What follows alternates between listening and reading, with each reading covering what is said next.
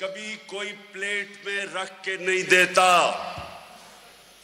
آزادی کے لیے قربانیاں دینی پڑتی ہے، جدوجہد کرنی پڑتی ہے، جہاد کرنی پڑتی ہے. جو لوگ اس ملک کے اوپر قبضہ کر کے بیٹھے ہوئے ہیں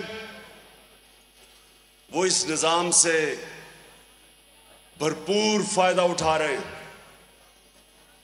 جو لوگ اربوں خربوں پتی بن چکے ہیں اس نظام کے اوپر قبضہ کر کے، وہ کبھی آرام سے ہمیں آزادی نہیں دیں گے.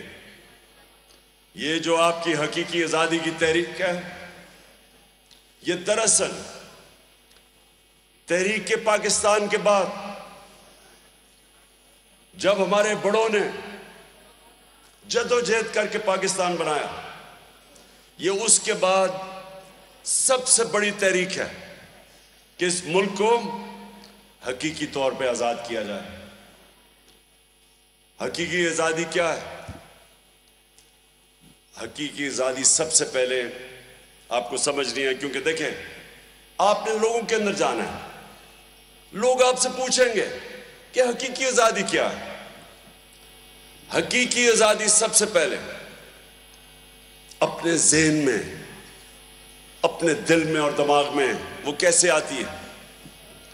جب آپ لا الہ الا اللہ کا دعویٰ کرتے ہیں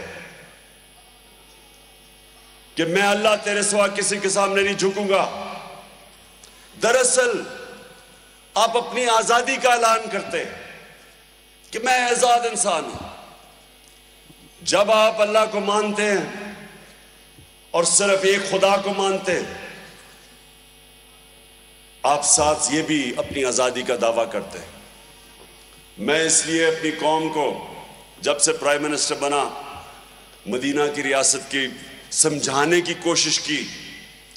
رحمت للعالمین اتھارٹی بنائی کہ بڑے بڑے اسکالرز ہمارے بچوں کو، اسکول کے بچوں کو، یونیورسٹیز ڈیبیٹس کروائیں، بتائیں کہ وہ میرے نبی صلی اللہ علیہ وسلم نے کیا کیا تھا مدینہ میں، کہ چند ہی سالوں کے اندر جن لوگوں کی کوئی حیثیت ہی نہیں تھی انہوں نے دنیا کی امامت کی. یہ انسانی تاریخ کا حصہ ہے کہ 10 سال میں انسان تبدیل ہوئے، 622 سے 632.